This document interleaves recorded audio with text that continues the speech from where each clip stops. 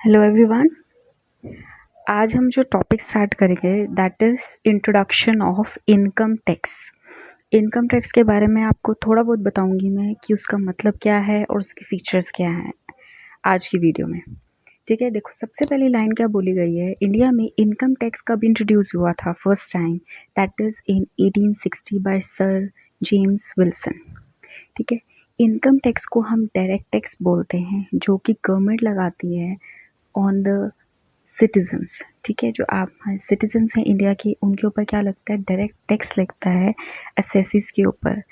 और ये जो गवर्नमेंट है ये रिसोर्सेज को मोबिलाइज, ठीक है, जो रिसोर्सेज उनको मोबिलाइज करती कैसे हैं, by imposing taxes on the privileged ones, जो कि हाई रेट ऑफ इनकम है जिनकी, उनके ऊपर गवर्नमेंट क्या लगाती है, टैक्सेस लगाती है, so that they can benefit to the collective public, ताकि ये उन लोगों की प्रॉब्लम सॉल्व कर सके दैट आर अंडर प्रिविलेज्ड और those who are the need of finance. ठीक है, सो गवर्नमेंट क्या करती है, डायरेक्टली इनकम टैक्स को हम डायरेक्ट टैक्स भी बोलते हैं, डायरेक्टली जो है टैक्स लगाती है सिटीजन्स पे which are the privileged one and help the other unprivileged persons और those who are in need of the finance.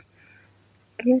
Income tax जो है इसको लुक आफ्टर करता कौन है, अब आपने इनकम टैक्स डिपार्टमेंट बनाया है, ठीक है, सेंट्रल गवर्नमेंट इसको लगाती है।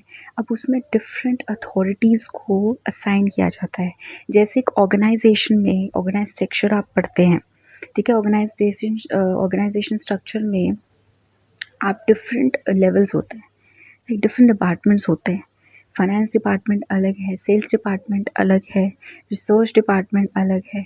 ऐसे इनकम टैक्स में डिफरेंट अथॉरिटीज़ को अपॉइंट किया गया है, सबको अपना काम क्या कर दिया गया है, असाइन कर दिया गया है, ताकि जो वर्क है वो ईजिली अकम्प्लिश हो सके।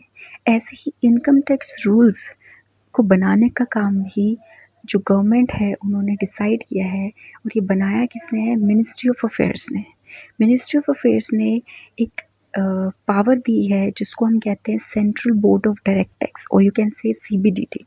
इसका काम क्या होता है, डायरेक्ट टैक्सेस को लुक आफ्टर करना, कैसे आपने टैक्स को लगाना है, कैसे आपने टैक्स को कलेक्ट करना है, टाइम टू टाइम आपने क्या करना है, रूल्स को फ्रेम करना है। ठीक है, इसको हम क्या कहते हैं, इनकम टैक्स रूल्स एक्ट 1962। ये आपका क्या है, एक्ट है, इनकम टैक्स एक्ट का 1962। क्लियर है। अभी हमने क्या पढ़ा है, इंट्रोडक्शन पढ़ा है कि जो टैक्स है वो इंट्रोड्यूस हुआ था फर्स्ट टाइम 1860 में बाय सर जेम्स विल्सन। ठीक है, गवर्नमेंट, और जो आपका इनकम टैक्स होता है वो आपका डायरेक्ट टैक्स होता है जो कि गवर्नमेंट लगाती है to the citizens of India with those who are privileged ones. जितनी ज़्यादा आपकी हाई इनकम होगी उतना ज़्यादा आपके ऊपर क्या लगेगा, टैक्स लगेगा for the public welfare, right. और जो ये टैक्स है इसको लुक आफ्टर कौन करेगा, CBDT, और ये CBDT को पॉइंट कौन करता है, मिनिस्ट्री ऑफ अफेयर्स, राइट। अब नेक्स्ट आपके पास आता है फीचर्स ऑफ इनकम टैक्स। जो हमने इंट्रोडक्शन में पढ़ा है वही आपका फीचर्स आ जाते हैं। ठीक है, सबसे पहला ही क्या है, सेंट्रल टैक्स। जो इनकम टैक्स है वो आपके लगाता कौन है, सेंट्रल गवर्नमेंट लगाती है। ठीक है, नेक्स्ट है डायरेक्ट टैक्स। जो इनकम टैक्स होता है वो डायरेक्टली एक असेसी या पर्सन की इनकम पे क्या लगता है, टैक्स लगता है। The burden directly falls on the tax payer only. जो इनकम अर्न कर रहा है डायरेक्टली उसकी इनकम पे क्या लगेगा, टैक्स लगेगा। नेक्स्ट आता है third point, tax on taxable income. इसमें लाइन क्या बोली गई है, every person who is an assessee and whose total income exceed the maximum exemption limit shall be chargeable to income tax at the rate prescribed in the finance act. कि हर एक person जो कि एक असेसी है, हर एक person का मतलब एक इंडिविजुअल नहीं आता, एक सिंगल नहीं आएगा, इसमें इंडिविजुअल्स भी आएंगे, आपका HUF भी आएगा, जिसको हिंदू अनडिवाइडेड फैमिली कहते हो, जिसको आप जॉइंट फैमिली बोल सकते हैं, association of person, body of individual, group of individuals आप बोल सकते हैं इनको, जो कि मिलकर काम करते हैं, ट्रस्ट आ गए आपके, चैरिटेबल ट्रस्ट आ गए, कोऑपरेटिव सोसाइटीज़ आ गई। इन सबको मिलाकर हम इनको क्या बोलते हैं, पर्सन बोलते हैं। हर एक पर्सन जो कि क्या है, असेसी है, और जो जिनके ऊपर टैक्स लगता है उनको हम क्या कहते हैं, एसएससी कहते हैं, ठीक है। इनकी क्या है, अगर टोटल इनकम एक्सीड करती है मैक्सिमम एग्जम्पशन लिमिट से, ये गवर्नमेंट डिसाइड करती है, राइट, कि आपकी जो मैक्सिमम एजम्पशन लिमिट है वो होगी कितनी, ये आपके बजट में डिसाइड किया जाता है, ठीक है। जैसे कि अगर आपकी 2,50,000 क्या है, इनकम है, ठीक है, 2,50,000 इनकम है, उस तक तो गवर्नमेंट ने क्या कर दिया है, नील कर दिया है। 2,50,000 से ज़्यादा अगर आपकी इनकम एक्सीड हो रही है, मतलब कि मैक्सिमम एजम्पशन लिमिट कितनी है, 2,50,000, उससे ज़्यादा अगर आपकी इनकम एक्सीड करती है तो गवर्नमेंट क्या लगाएगी आपके ऊपर, टैक्स लगाएगी, ठीक है। और ये that is according to the prescribed rates, जो कि गवर्नमेंट हर बजट में डिसाइड करती है। जैसे 2,50,000 तक गवर्नमेंट ने क्या कर दिया है, जो हम पढ़ते आ रहे हैं, 2,50,000 तक नील कर दिया है। अभी मैं आपको वो भी समझाऊंगी, जो नया क्राइटेरिया आया है टैक्स का, वो हम अपनी नेक्स्ट वीडियो में पढ़ेंगे। पर जो हम चलता आ रहा है, जो आपका ओल्ड टैक्स रिजाइम है, उसमें क्या चलता आ रहा है कि 2,50,000 तक तो गवर्नमेंट क्या लेगी, टैक्स नहीं लेगी। इससे 2,50,000 से एक्सीड होगा तो गवर्नमेंट डिफरेंट रेट्स लगाती है, जितनी ज़्यादा इनकम होगी उतना ज़्यादा आपको टैक्स बर्डन देना पड़ेगा, उतना ज़्यादा आपके ऊपर टैक्स बर्डन होगा, उतना ज़्यादा आपको टैक्स पे करना पड़ेगा, ठीक है। तो पर्सन की क्या देखी जाएगी, टोटल इनकम देखी जाएगी।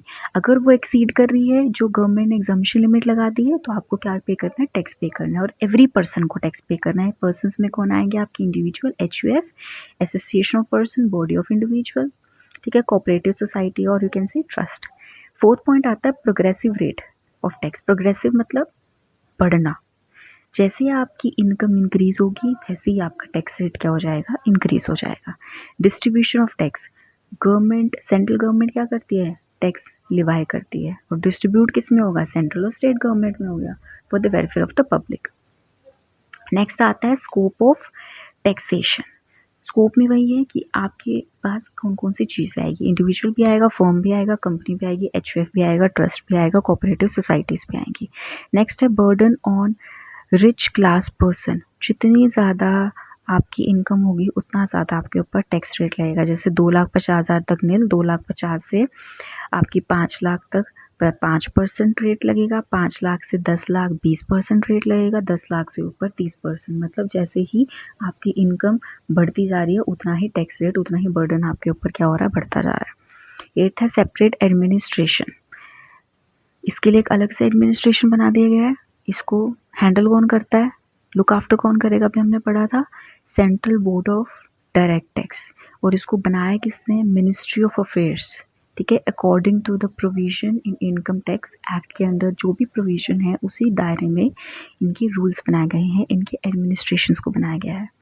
नेक्स्ट है larger source of revenue. Obviously कि जो आपका टैक्स डिपार्टमेंट के लिए ये क्या है, एक तरह से लार्जर सोर्स ऑफ रेवेन्यू है गवर्नमेंट के लिए। सबसे ज़्यादा पैसा गवर्नमेंट को टैक्स डिपार्टमेंट से ही आता है, ताकि वो पब्लिक के वेलफेयर के लिए क्या कर सके, काम कर सके।